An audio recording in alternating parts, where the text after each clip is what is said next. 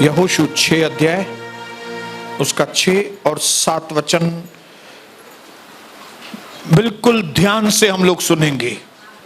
एक भी व्यक्ति का ध्यान इधर उधर न जाएगा, पूरा ध्यान इधर वचन की ओर आएगा।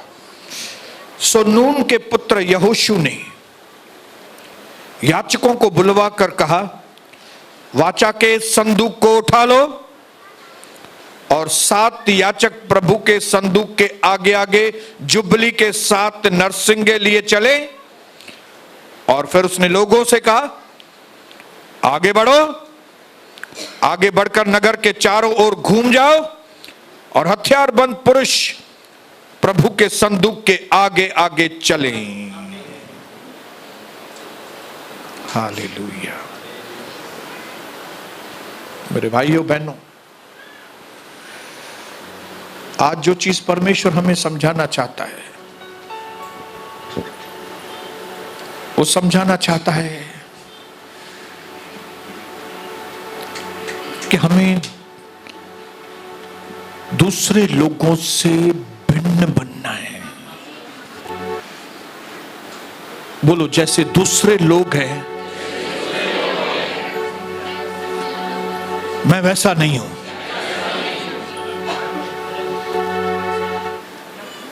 मुझे अलग बनना है, मुझे अलग होना है, मुझे कुछ अलग करना है। मैं अपने सहेलियों के जैसी नहीं बनूंगी, मैं अपने दोस्तों के जैसा नहीं बनूंगा, मैं अपने रिश्तेदारों के जैसा भी नहीं बनूंगा। मैं क्या बनूंगा? मैं अलग बनूंगा, क्योंकि प्रभु ने मुझे अलग किया है।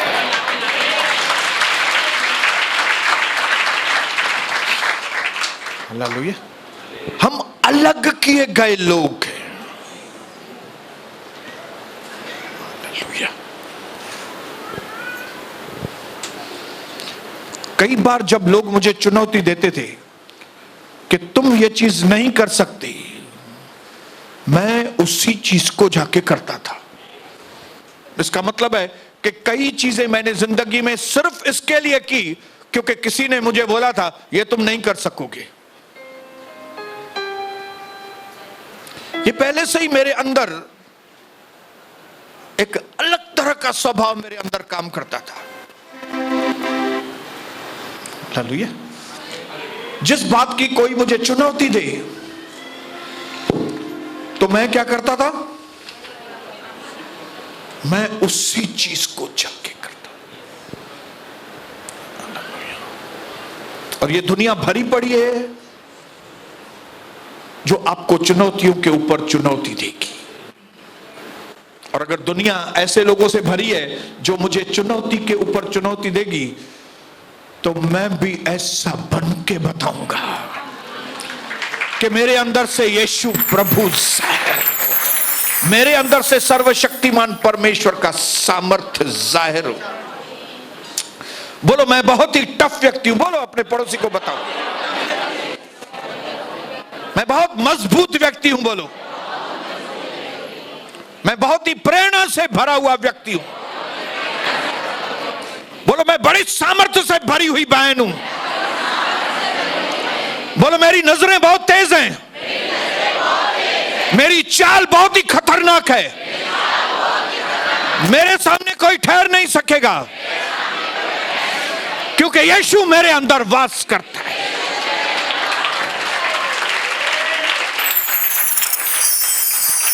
हालेलुया। मेरे भाइयों, मेरी बहनों, जिस दिन आपने यीशु मसीह को सही तरीके से जानना चालू किया ना, उस दिन से आप वैसे नहीं रहेंगे जैसे आप थे, जैसे ये दुनिया के लोग हैं। जितना जितना प्रभु यीशु के आप करीब आएंगे, उतना उतना भिन्न भिन्न और भिन्न भिन्न होते जाएंगे। जब यीशु मसीह इस धरती पर थे, तब उसके चेले और दूसरे लोग जब यीशु मसीह को देखते थे तो बोलते थे, हमने ऐसा व्यक्ति आज तक नहीं देखा। तो अगर हमारे प्रभु के लिए लोग ऐसे बोलते थे कि हमने ऐसा व्यक्ति आज तक नहीं देखा, तो हम और आप हमारे अंदर कौन है? वही यीशु हमारे अंदर है अभी। तो लोग आपके लिए भी बोलने चाहिए कि नहीं कि मैंने इसके जैसी बहन देखी नहीं है, मैंने इसके जैसी बेटी देखी नहीं है।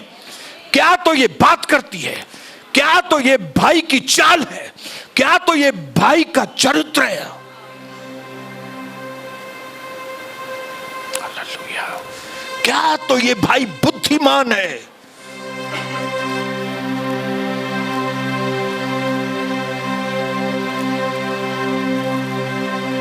किसी बेवकूफ को चुम्मा देना आपको अलाउ नहीं करना कभी, कि बेवकूफ आपको आके चुम्मा दे, और ना ही कोई चुम्मा आपको बेवकूफ बनाने पाए। इस दुनिया के चक्कर में मत आना। Never allow a fool to kiss you and a kiss to fool you. कोई आपको बोले कितना आप अच्छे लगते हैं, उल्लू मत बन जाइए। अपने जीवन में एक एम रखिए मेरी बहन कि मुझे मसीह मिला है, और मसीह मिलने के बाद अभी मुझे कुछ ऐसा बनना है, ऐसा करके जाना है कि लोग मेरे स्वर्गीय पिता की बड़ाई करें।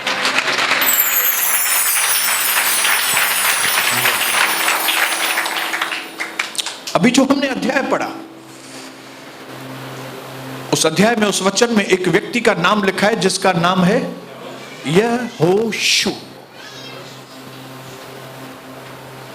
और ये जो यहोशू महाशय है, इसके गुरु का नाम है मूसा। हालेलुया। मूसा का चेला है ये। लेकिन अगर बारीकी से आप मूसा और यहोशू को देखेंगे तो आपको मालूम पड़ेगा मूसा और यहोशू में बहुत अंतर है। हालेलुया। मूसा एक बहुत अच्छा लीडर था, मैं मानता हूं, लेकिन जो खासियत यहोशू के अंदर थी फिर वो मूसा के अंदर नहीं थी। आप पूछेंगे कौन सी खासियत? वो डिफरेंट था, न सिर्फ दुनिया से अलग था लेकिन अपने गुरु से भी डिफरेंट था वो। आप बोलेंगे तो 2 कदम गुरु से भी आगे था। जैसे हमारे यीशु मसीह ने हमारे लिए बोला है कि तुम लोग मेरे से भी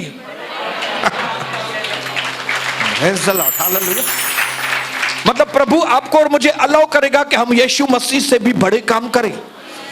इसमें हमारा गुरु नीचे नहीं हो जाएगा, लेकिन हमारा गुरु, क्योंकि हम चेले तो उसी के हैं ना। हालेलुया। हम चेले उसी के। बोलो मैं यीशु मसीह का चेला हूं, लेकिन ऐसा काम करके जाऊंगा कि बस पूछो मत। हालेलुया। जब यरीहो में आना था, कहां पे आना था? तब सबसे बड़ी रुकावट कौन सी थी? ओके, दीवार तो थी, और उसके अलावा जब मूसा के टाइम पे मूसा ने जासूसों को भेजा था कि जाओ तुम जासूसी करके आओ, तब क्या रिपोर्ट लेके आए थे? निगेटिव रिपोर्ट लेके आए थे। खाली 2 लोगों ने पॉजिटिव रिपोर्ट दी, बाकी सब ने निगेटिव। उन्होंने कहा नहीं भाई नहीं, हम इस देश के ऊपर, इस शहर के ऊपर विजय नहीं पा सकेंगे, क्योंकि उस शहर के अंदर जो लोग हैं वे एकदम लंबे चौड़े हैं। और जब हम उस लंबे चौड़े व्यक्ति को देख रहे थे तो हमने अपने आप को टिड्डी के जैसा जाना। हमको ऐसा लग रहा था कि जैसे हम टिड्डी हैं। और ये बात सुनकर इजराइलियों का मन कच्चा। लेकिन फिर यहोशू ने लोगों की बोलती उस वक्त बंद कराई, और यहोशू ने उनको पॉजिटिव रिपोर्ट बताई कि हमारा परमेश्वर हमारे साथ है। हम इस शहर के ऊपर विजय पा सकते हैं। लेकिन वचन में लिखा है वो दिन मीटिंग पूरी हुई और फिर कल सुबह को फिर लोगों की कुड़कुड़ शुरू हो गई। नहीं, ऐसा नहीं हो सकता है, ओ उससे अच्छा है क्या करें, अभी ये लड़ाई को कैसे, ये चीज हमसे होगी नहीं, तो एक काम करते हैं, अभी लीडर ही चेंज करते हैं हम अपना। ये मूसा को रिटायर करते हैं और उसकी जगह कोई दूसरा लीडर डालते हैं, या तो मूसा को सीधा करते हैं। ये कहां हमको मारने के लिए लेके आया है क्या? मेरे बोलने का मतलब यह है कि मूसा इतना बड़ा लीडर था, लेकिन एक उसकी घटी बोलिए, कमी बोलिए, कमजोरी बोलिए, वो लोगों को इतना बात करने का अवसर देता था। लोग मूसा के वक्त में ज्यादा ही बात करते थे। क्यों ज्यादा बात करते थे? क्योंकि मूसा उनको अलाउ करता था। क्यों? क्योंकि मूसा अपने अधिकार का, अपने अथॉरिटी का सही इस्तेमाल नहीं करता था। अगर मूसा ने अपने अथॉरिटी का सही इस्तेमाल किया होता तो इतनी बकवास करने की किसी को वो परमिशन नहीं देता था।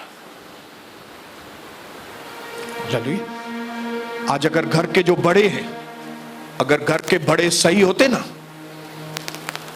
तो आज हमारा घर बहुत आशीषित होता था। लेकिन ये घर के बड़े ही गड़बड़ हो गए। घर के बड़ों में दम नहीं है। जहां बात करना चाहिए वहां पे बात करेंगे नहीं, और जहां पे बात नहीं करना चाहिए वहां पे बात करेंगे। जिस तरह से बात करनी चाहिए उस तरह से बात करेंगे नहीं, और जिस तरह से बात नहीं करनी चाहिए उसी तरह से बात करेंगे।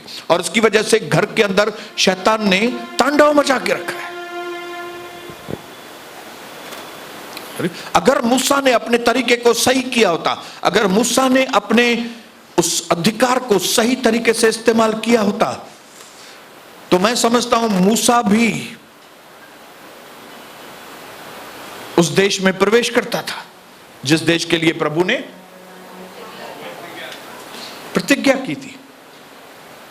लेकिन मूसा में कुछ कमजोरियां थी।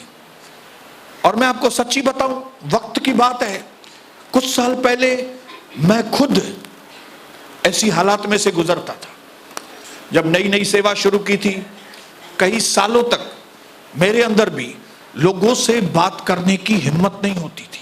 प्रचार करने की हिम्मत होती थी, लेकिन लोगों से बात करने की हिम्मत नहीं होती थी। वो बोलेगा पास्टर आपको ऐसा करना चाहिए, वो दूसरा बोलेगा आपको ऐसा करना चाहिए था, आपने ये जो कर रहे हो आप गलत कर रहे हो, आप ये ऐसा नहीं वैसा नहीं। और मैं सबको मौका देता था, बोलो बोलो। क्यों? क्योंकि मैं लोगों से डरता था। और क्योंकि मैं लोगों से डरता था, कई लोग मुझे समझाते भी थे कि पास्टर आप अपने अधिकार को इस्तेमाल नहीं करते हो, आप बहुत तकलीफ में आओगे, आपका बहुत नुकसान होगा। लेकिन फिर भी मैं इस बात को नहीं समझ पाता था, और इसकी वजह से मैंने पिछले सालों में मिनिस्ट्री के अंदर बहुत बड़े नुकसान को देखा। कलीसिया का नुकसान, विश्वासियों के जीवन में गड़बड़। ये क्यों था? क्योंकि मुझे बात करना नहीं आता था। प्रचार करना अलग बात है, लोगों को हैंडल करना अलग बात है। हालेलुया। माइक हाथ में पकड़ना अलग बात है, लेकिन व्यक्तिगत तौर पर किसी को पकड़ना, उसको समझाना, उसको सही दिशा देना, ये अलग बात है बिल्कुल। आज कई मां बाप को बेटे के साथ बात करने की ताकत नहीं है, अधिकार यूज नहीं करते, डरते हैं बेटे से, बेटी से डरते हैं। और उसका नतीजा क्या होता है? बोलो बोलो, उसका नतीजा क्या होता है? घर तबाह हो जाते हैं, बच्चों का चरित्र बिगड़ जाता है, बच्चे बड़े बड़ा नुकसान करते अधिकार। मैंने अपने अधिकार को सही तरीके से इस्तेमाल नहीं किया कई सालों तक मैं आपको बताऊं, मेरी पत्नी भी मुझे बोलती थी, हेडा आपको बात करना चाहिए, आपको इनको बिठा के बोलना चाहिए, क्या कर रहे हो? लेकिन मेरे अंदर हिम्मत नहीं होती थी उस वक्त। और इसके लिए चूहे बिल्ली भी मेरे से बात करते थे। चूहे बिल्ली मेरे से ऐसे बात करते थे मानो वो शेर हैं और मैं चूहा हूं। मैं एकदम रियल पोजीशन बता रहा हूं, रियल में सच्चाई से बता रहा हूं। जिनको मैं ऐसे करके उड़ा दूं हाथ से ही, वो लोग मेरे से बात करते थे। मैं पास्टर कलीसिया का, लेकिन पास्टर दर्शाने से पास्टर नहीं होता कोई भी। जब एक पास्टर को सही अधिकार है लेकिन वो इस्तेमाल नहीं करता है तो वो चूहा और बिल्ली है। एक मां बाप जिसको सही अधिकार है लेकिन वो इस्तेमाल नहीं करते, वे चूहे और बिल्ली है। मैं आज आपकी हिम्मत बढ़ाना चाहता हूं, माता पिताओं, घर में अपने बच्चों के ऊपर अधिकार के साथ उसकी करेक्शन करो सही तरीके से। बोलो ये नहीं चलेगा घर में, ये मेरा घर है। बोलो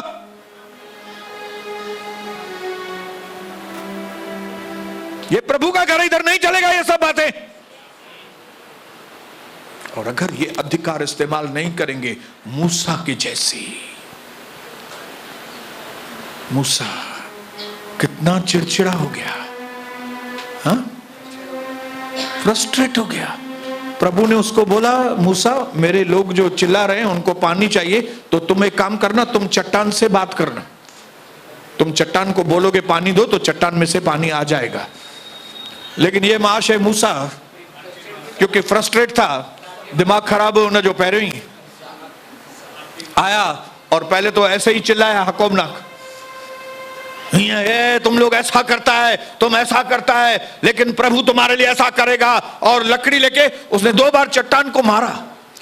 अरे भाई तुमको बोला किसने कि चट्टान को मारो लकड़ी? तुमको तो प्रभु ने बोला था चट्टान से बात करो।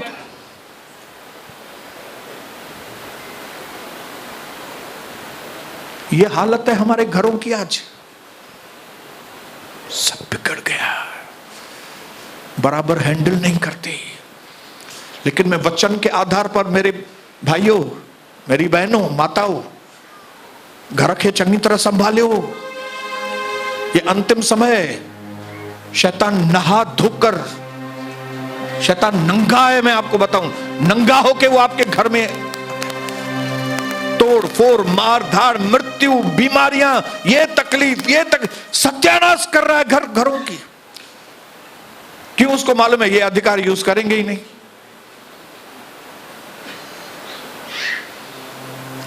लेकिन मैं धन्यवाद करता हूं प्रभु को कि ये सारी चीजें यहोशू ने देखी थी। किसने देखी थी? और यहोशू ने देखा था कि मेरा लीडर जो है वो अधिकार को इस्तेमाल नहीं करता। और अगर यही चीज मैं भी अपने जीवन में करूंगा तो मेरी हालत भी मूसा के जैसी। इसके लिए अगर जीवन में आपको अपनी मंजिल तक पहुंचना है, अगर आपको परमेश्वर के मकसद को पूरा करना है, तो आपको कई चीजों के ऊपर कैंची चलाना पड़ेगा, कट ऑफ करना पड़ेगा। क्योंकि अगर कुछ चीजें जो आज आपको कट ऑफ करनी चाहिए, अगर आप नहीं करेंगे, भविष्य में ये चीज आपकी बहुत हानि करेगी।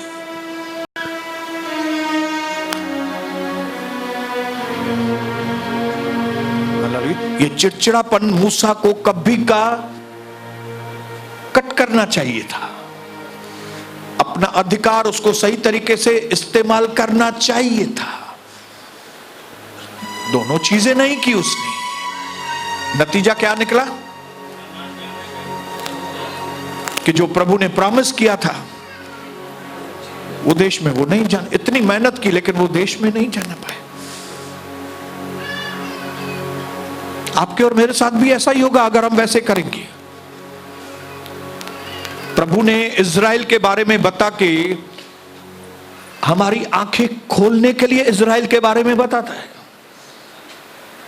अगर जब वो मूसा के बारे में बता रहा है तो हमको आगाह कर रहा है कि जैसा इसने किया वैसा।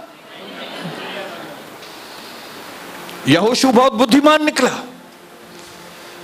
उसने एक चीज ठान ली, लोगों की जबान को ज्यादा नहीं। जब प्रभु कोई मेरे से बात कर रहा है कोई चीज, तो काहे को लोगों से पूछने का बैठ के, तुम बताओ मैं क्या करूं, तुम बताओ मैं क्या करूं, काहे को। जब प्रभु ने यहोशू से बात की कि तुम ऐसे ऐसे करना, ये जो यरीहो की दीवार है ये मैं पापड़ की तरह गिरा दूंगा, तुम जो है याचकों को और पब्लिक को इस दीवार के चारों ओर चक्कर काटना और मेरी जय जयकार कराना, और फिर धड़ाम से मैं इस दीवार को गिरा दूंगा। जब इतना स्पष्ट वचन, इतनी स्पष्ट आवाज यहोशू को सुनाई थी, तो उसने जाके लोगों से कंसल्ट नहीं किया, भाई मैं ऐसा कह रही हूं क्या, ता भी सलाह दो मुखे, तू मुझी चाची आ, तू मुखे सलाह दे, मां हिते वञा कि न। प्रभु वटि, ऐं उहा चाची वरी कहिड़ी तव्हांजी, हल वेद छाजी थी वञे हेॾे, हल वेही नाम जप वेही, और आप बैठ गई और आपने घर को बर्बाद कर दिया। मैं ऐसा करूं क्या, आप क्या बोलते हो, आप बताओ ना मेरे को। अरे आप क्या बताओ, प्रभु ने तुमको बताया है क्या करना है, तुम इनसे क्यों पूछ रहे हो। इसके लिए यहोशू के बारे में हम पढ़ते हैं तो डायरेक्टली उसने याजकों को बुलाया और याजकों को क्या बोला, तुम एक काम करो, ये दीवार के आगे आगे चलो, हमको चक्कर काटना है, नरसिंगे फूकना है। और फिर उसने पब्लिक को बुलाया, लोगों को बुलाया, काम करो तुम इनके पीछे पीछे चलो। उसने ऑर्डर किया उनको, उसने कमांड किया उनको, आज्ञा दी ऐसा करो।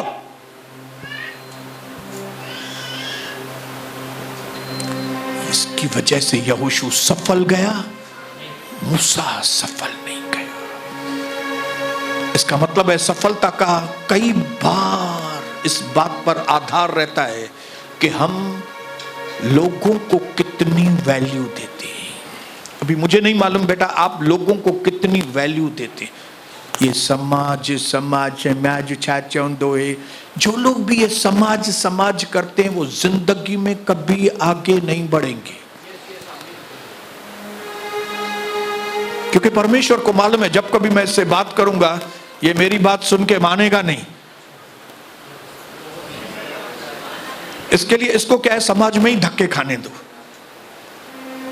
इसको समाज में धक्के खाने दो।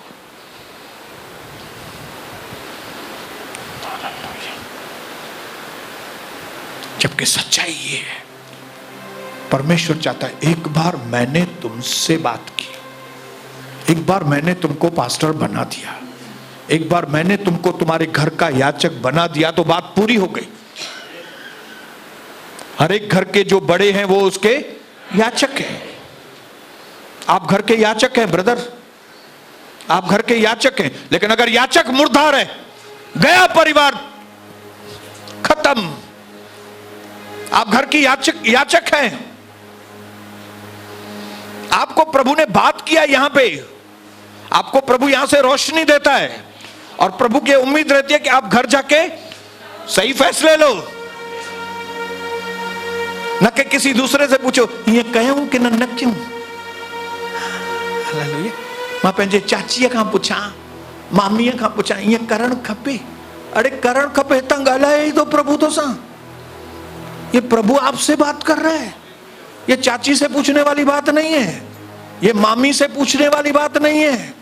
आप इतनी वैल्यू क्यों देते हो उनको भाई? आप परमेश्वर को वैल्यू दो ना। काहे को? आपका खुद का कोई स्टैंड है कि नहीं? आपके खुद के पांव है कि नहीं? कि आप अपंग हैं, आपको दूसरों के पांव की जरूरत है क्या? हालेलुया। आज हमारे मसीह लोगों की जिंदगी इसके लिए खराब है क्योंकि वो दूसरों के पांव पर चलते हैं, दूसरों के घोड़े पर चढ़ते हैं। हालेलुया। मेरे लिए प्रार्थना कर देना, मतलब मैं तुम्हारे प्रार्थना के घोड़े पे बैठेगी। तू घोड़ो दबाए करे हलाए, मां पुठिया डुकंदी वेही रहंदसि घोड़े ते ऐं किरियसि त उल्टी थी करे किरंदसि।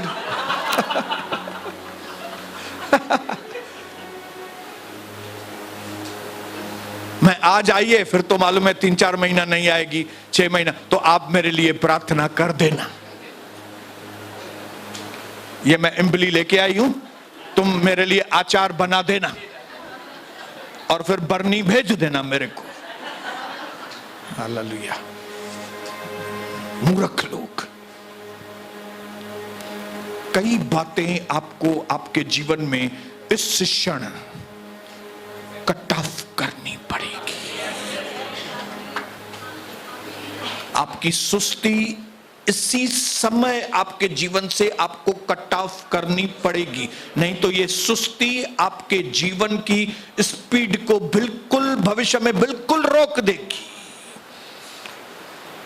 आपके गूंगेपन को इसी वक्त कट करना पड़ेगा, आपकी जबान को आज खोलना पड़ेगा आपको, नहीं तो ये गूंगापन आपके भविष्य को अंधकार में कर देगा। हालेलुया।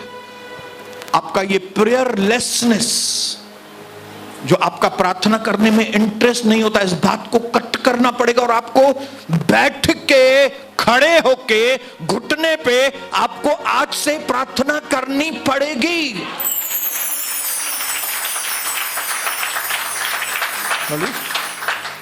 आपको आपके जीवन में ठंडापन, उसको आज कट करना पड़ेगा।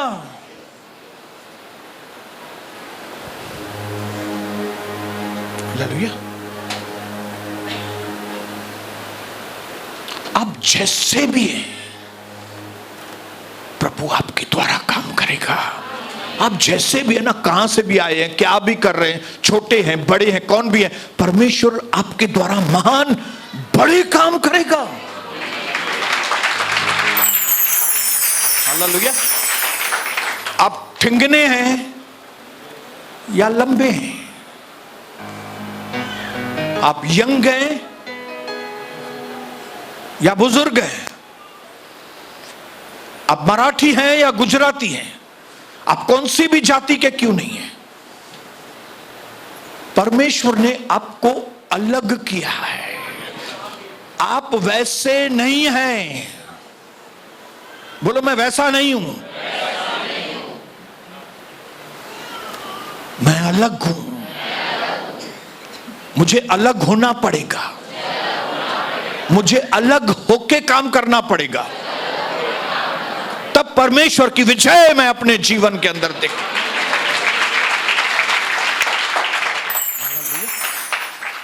Praise the Lord. बोलो हालेलुया, बोलो हालेलुया। ऐसी कोई भी चीज आपके अंदर है जिसके अंदर आपको लगता है कि इस बात की वजह से मैं कमजोर हूं, तो प्रभु आपकी उसी चीज के द्वारा आपको विजय देगा। हालेलुया। जिस चीज के बारे में आप सोच रहे हैं ना, ये बात की वजह से ब्रदर मैं आगे नहीं बढ़ पा रही है, ब्रदर ये बात की वजह से ना मैं मालूम नहीं, इसकी वजह से मैं पीछे नहीं हो जाऊं कभी, लेकिन मैं आपको बताऊं उसी बात है जिसको आप कमजोरी समझ रहे हैं। अब थोड़े दिन प्रभु में चलेंगे ना, तो आपको मालूम पड़ेगा इस चीज को प्रभु ने आपको खास तरह से दिया है। मैं समझता था मैं छोटा हूं घर में, मैं कुछ भी नहीं कर सकूंगा, लेकिन फिर प्रभु ने मुझे बताया यूसुफ भी छोटा था। हालेलुया। और प्रभु ने उस छोटे के द्वारा, ये ठिंगना था कौन? पौलुस ठिंगना था, लेकिन दूसरे लंबे चौड़े थे चेले। पतरस देखो लंबा चौड़ा, लेकिन पौलुस, लेकिन सबसे बड़े काम तो पौलुस नहीं करके बताए। हालेलुया। खाली एक चीज करनी है, अपनी भिन्नता को कायम रखना है। बोलो मैं भिन्न हूं, भिन्न।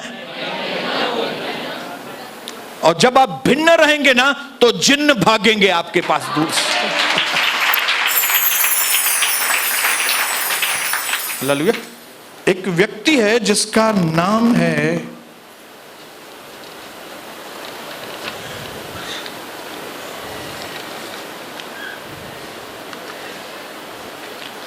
एहूद। पढ़ेंगे न्यायियों की किताब 3 अध्याय, न्यायियों की किताब 3 अध्याय।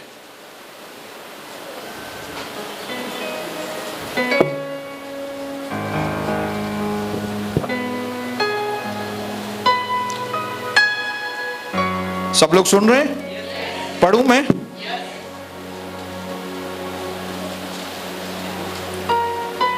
तब इजरायली, 14 वचन पढ़ रहा हूं मैं। तब इजरायली 18 वर्ष तक मोआब के राजा एग्लोन के अधीन रहे। क्यों? क्योंकि उन्होंने गलत काम किए। और फिर इजरायलियों ने प्रभु को दुहाई दी और उसने गेरा के पुत्र एहूद, बोलो एहूद, बोलिए एहूद। प्रभु ने गेरा के पुत्र एहूद नामक एक विन्यामीनी को उनका छुड़ाने वाला, बचाने वाला करके ठहराया। एक व्यक्ति जिसका नाम है एहूद, उसको प्रभु ने नियुक्त किया। इस व्यक्ति के द्वारा मैं इजरायलियों को, इस जो ये राजा है एग्लोन के हाथों से मैं इसको छुड़ाऊंगा। हालेलुया। और वह बहता था। इसका मतलब क्या है? इसका मतलब है वो लेफ्टी था। ये लेफ्टी लिखने की क्या जरूरत है? क्या जरूरत है लिखने की? बस एहूदा एक नामक व्यक्ति था, विन्यामीनी गोत्र में से था। विन्यामीन किसका बेटा है? विन्यामीन किसका था बेटा? याकूब का बेटा था। लेकिन कौन सी पत्नी में से? राहेल। राहेल, बोलो राहेल।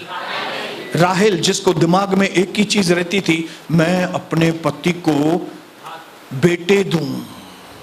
क्या दूं? बेटा जन के दूं।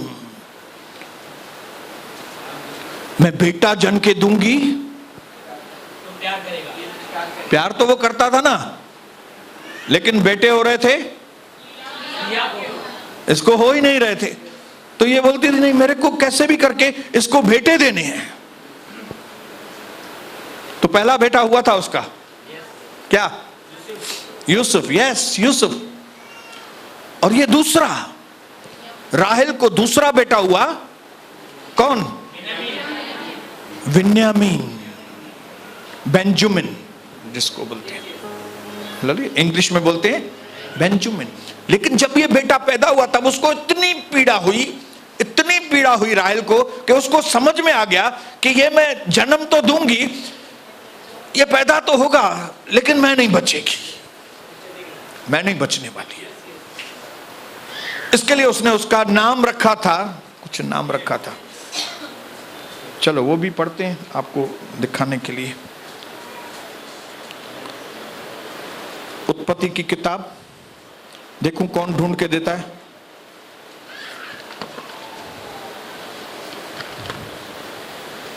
पैंतीस अध्याय,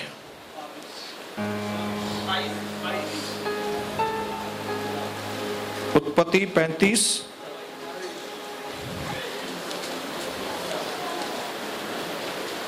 चलो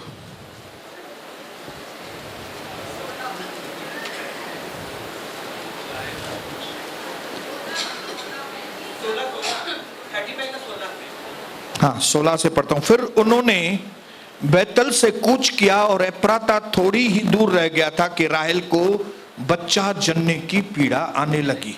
और जब उसको प्रसव पीड़ा उठी तब धाय ने उससे कहा, मत डर, अब की भी तेरा बेटा ही होगा।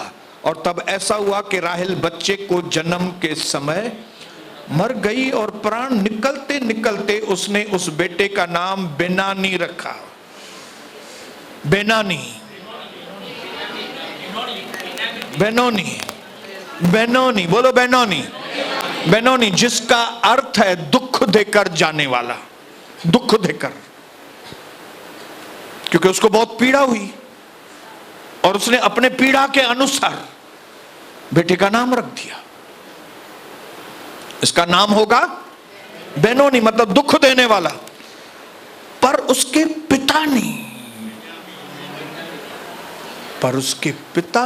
पिता ने बोला नको भाई नको, तू इसका नाम बेनोनी नहीं रख सकती, मैं फादर है इसका।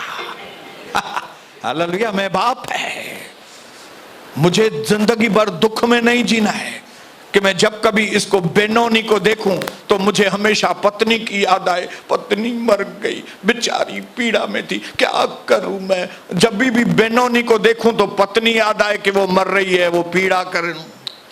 नको, तुमने इसका नाम बेनोनी रखा है। अब मैं सीन में आता हूं पिक्चर में और मैं कहता हूं इसका नाम बेनोनी नहीं है, इसका नाम है विन्यामीन। विन्यामीन मतलब मेरे दाहिने हाथ वाला बेटा। Hallelujah, a son of right hand. Hallelujah, ऐसा बेटा जो मेरा ब्लेस्ड बेटा, ऐसा बेटा जो मेरे बुढ़ापे में मेरे काम में आएगा, ऐसा बेटा जिसको मैं देखूंगा तो मैं हमेशा खुश रहूंगा। ये नाम है इसका, रहेगा बेटे का।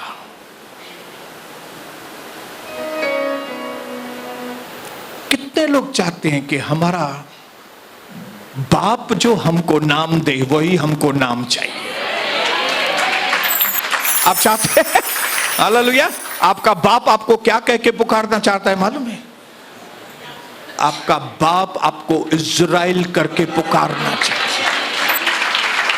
हालेलुया, आपका बाप आपको आशीषित करके पुकारना चाहता है। वो कहता है जितनों ने भी विश्वास किया उतनों को उनने अपना संतान होने का अधिकार दिया। हालेलुया, उसने याकूब से भी कहा अब तेरा नाम याकूब नहीं, अब तेरा नाम इज़राइल होगा। तू अब चीटर नहीं कहलाएगा। तेरा नाम किसी ने भी कुछ रखा होगा लेकिन मैं उसको नहीं मानता, मैं तेरा नाम इज़राइल रखूंगा। हालेलुया, प्रभु के वचन में लिखा है कि शिमोन शिमोन नहीं, अभी तू स्टोन, अभी तू पत्थर कहलाएगा। हालेलुया, आपको क्या लगता है कि लोग जो हमको नाम देते हैं हमको वही नाम में जीना है? लोग तो अपनी पीड़ा में आपका नाम देते हैं। आपने अगर किसी व्यक्ति को दुख दिया तो वो आपको नाम देगा। क्या नाम देगा आपको? हे डाटो थर्ड क्लास मानू थी। ये लोगों ने नाम दिया, कौन सा? Third class. और अगर किसी को आपने जला दिया मतलब आप तरक्की हो गई और कोई व्यक्ति जल गया आपको देख के, तो फिर आपको नाम देते हैं लोग, मालूम है? कोई आपसे नफरत करता है तो नाम देता है। हालेलुया, आपको वो नाम चाहिए कि आपको जो स्वर्गीय पिता आपको नाम देना चाहता है वो हमारा फादर इन हेवन, हमारा स्वर्गीय परमेश्वर जिसकी हम संतान हैं, जिसने हमको रचा है, जिसने यीशु मसीह के द्वारा हमको खरीदा है, जिसने यीशु का लहू देकर हमको खरीदा है, जो कहता है तू मेरा है, तू मेरा कहलाएगा। हालेलुया, तो आपको किसका नाम पसंद है? तू राजपदधारी, याचकों का समाज, चुना हुआ वंश, तू मेरा खास आदमी, तू मेरे राइट हैंड में बैठने वाला व्यक्ति। ये जो एहूद नालो भला केड़वा, एहूद, ये जो एहूद है ये राइट हैंड वाले बेटे का, उनके कुल का व्यक्ति है, विन्यामीन के कुल का व्यक्ति है, लेकिन ये लेफ्टी है। बोलो लेफ्टी, भिन्न है दूसरों से। राइट हैंड वालों की क्वांटिटी ज्यादा रहती है, लेफ्टी की क्वांटिटी है कोई इधर लेफ्टी है क्या? 1 2 3 4 5 6 7 8 9 10 लेफ्टी है आप? 11 12 बस 12 ही है ना?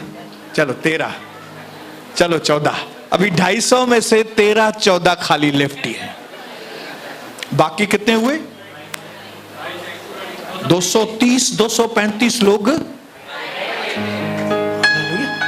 कई बार इस तरह से जो अलग लोग होते हैं ना, ये अपने आप को थोड़ा ऑकवर्ड समझते हैं, ऑकवर्ड फील करते हैं, अजीब अजीब अजीब फील करते हैं। उनको ऐसा लगता है कि मालूम नहीं यार, सब लोग तो राइट हैंड वाले, हम लोग लेफ्ट।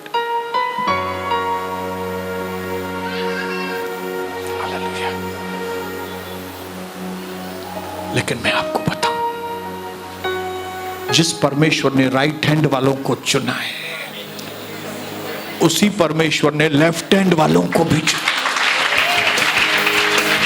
इसके लिए स्पेशली लिखा हुआ है कि परमेश्वर ने एहूद को उनका छुड़ाने वाला ठहराया, और Ehud he was left handed.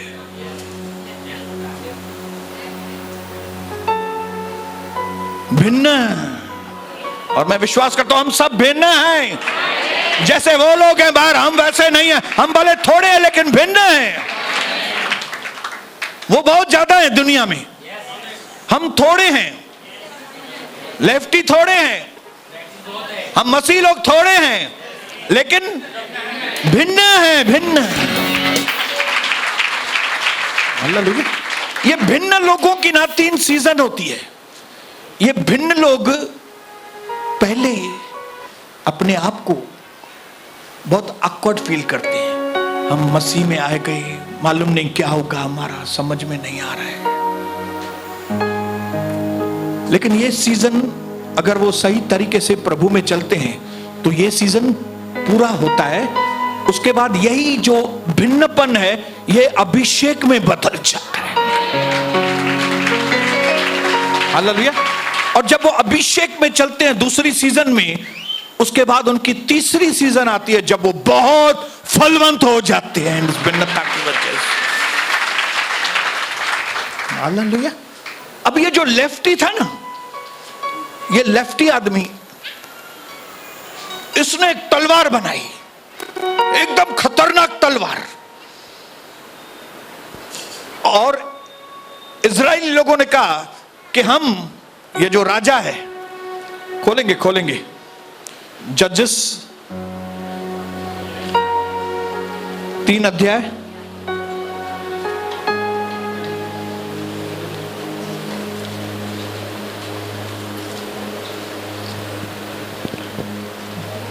चौदह 15 पढ़ा हमने।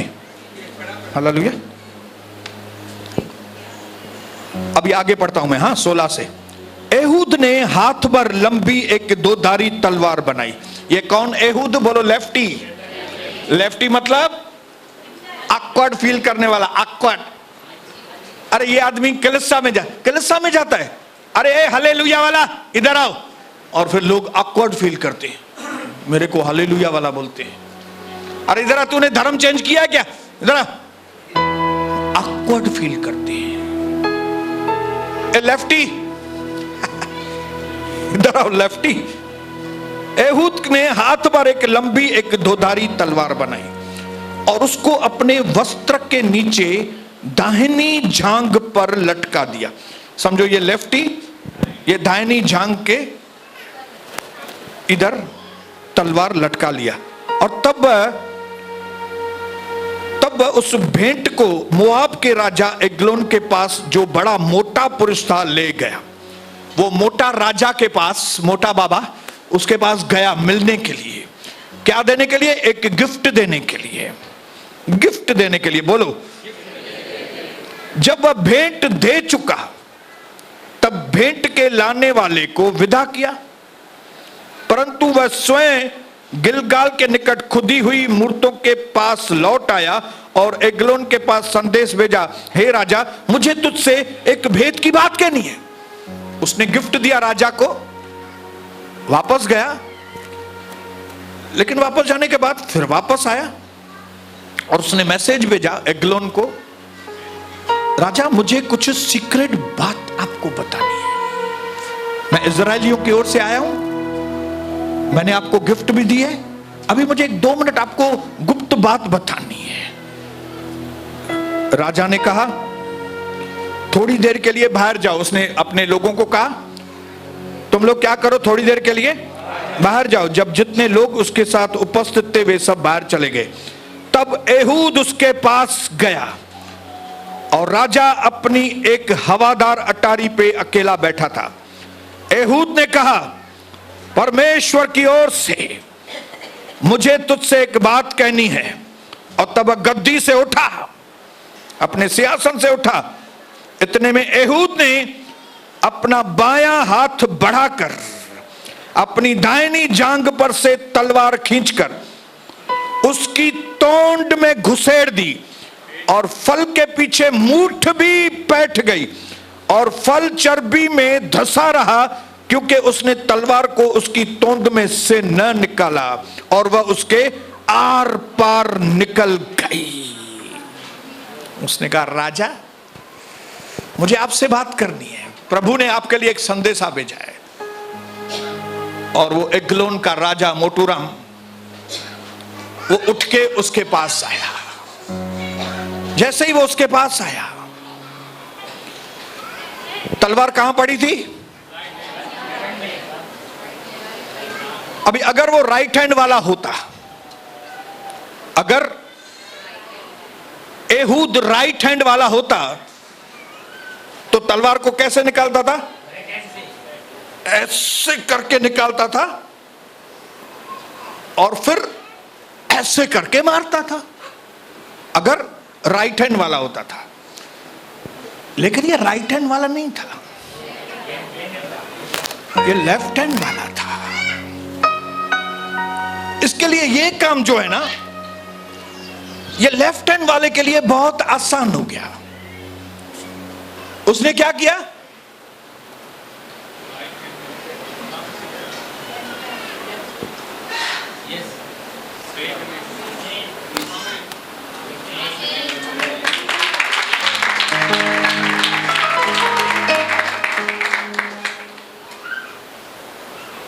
जो 2 शॉट्स में काम होने चाहिए थे, अगर वो राइट हैंड था, ये क्योंकि तलवार इधर थी और ये लेफ्टी था,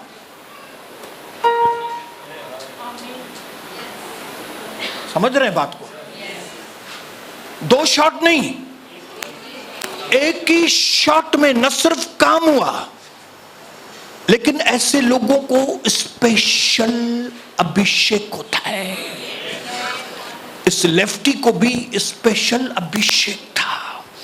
आप भी जो भिन्न है ना दूसरों से, आपके अंदर स्पेशल अभिषेक है, स्पेशल ताकत है। उसने ऐसे करके जो उसको मारा, लिखा है उसका तलवार का हैंडल भी उसके अंदर घुस गया और फिर उसने हैंडल निकाला नहीं।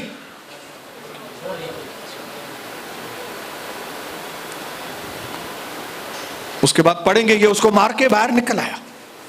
बाहर आके उसने वो रूम का दरवाजा बंद किया और चल के अपने लोगों के पास चला गया।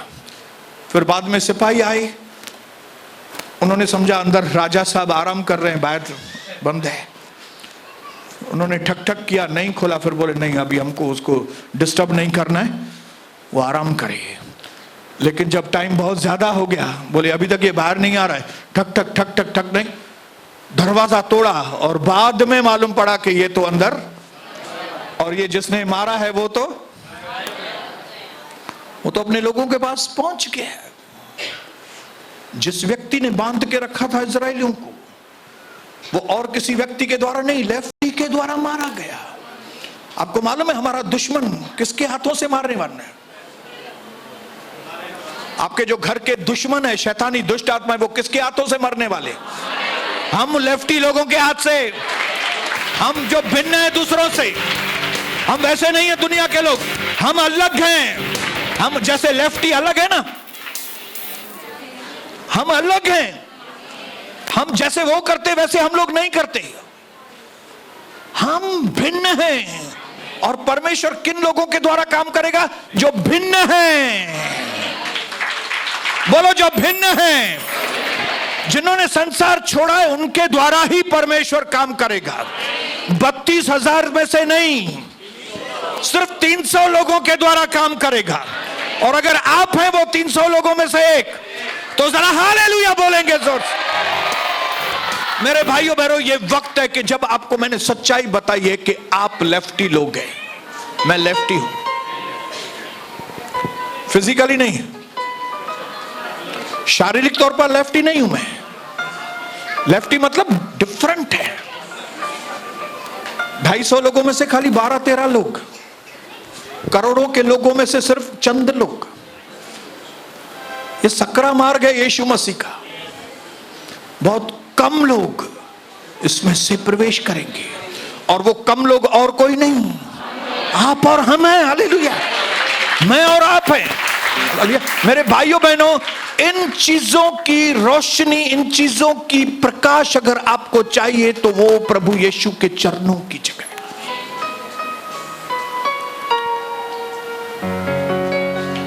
ये आपको दुनिया से कौन सी चीज अलग करेगी? जब आप प्रभु के चरणों में बैठेंगे। आप दुनिया से कैसे भिन्न होंगे? जब आप प्रभु के चरणों में बैठेंगे। जब आप प्रभु के चरणों में, प्रभु के चरणों में, प्रभु के चरणों में बैठेंगे, आप प्रभु के जैसे, प्रभु के जैसे, प्रभु के जैसे, प्रभु के जैसे बनते जाएंगे। और प्रभु सबसे अलग है। उसने कहा, मार्ग, जीवन और सत्य मैं हूं, बिना मेरे द्वारा तुम बता दो। जो मेरे पहले आए सब चोर और डाकू थे, लेकिन मैं द्वार हूं। जो भेड़ मेरे द्वारा प्रवेश करेगी उसको अच्छा खासा चारा मिलेगा। आज मैं आपको इनकरेज करने के लिए आया हूं। भले आप घर में अकेले बिलीवर होंगे, लेकिन विजय आपकी है। ये एहूद दुश्मन के खेमे में जाकर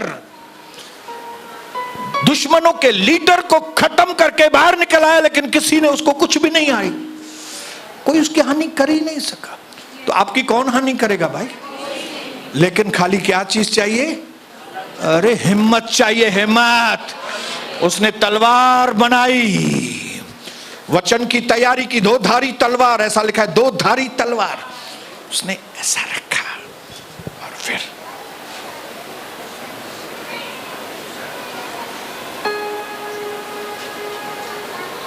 with one shot, हालेलुया। अगर आप अपने आप को या लोग आपको, जिस वक्त वो गुलेल चलाता था दाऊद, तब उसके भाई बोलते होंगे, ये घर के पीछे आंगन है ना, उधर वो है दाऊद बैठा, वो गुलेल चला रहा है, ऐसा ऐसा करके कर रहा है। हम तो फौज में हैं, हम तो बहुत कमाते हैं, हम तो बहादुर लोग हैं। लेकिन ये दाऊद क्या है? ये लेफ्टी है, लेफ्टी। हम लोग राइट है ना, वो लेफ्टी है, ऐसा ऐसा करके चलाता है। लेकिन थोड़ी सीजन के लिए इसने ये चलाया, लेकिन एक सीजन आया जब यही गुलेल उसने गोलायत के ऊपर चलाया, वहां से उसके ऊपर अभिषेक आना चालू हो गया। और फिर यही चीज उसको इज़राइल के राजा के रूप में उसको बनाया।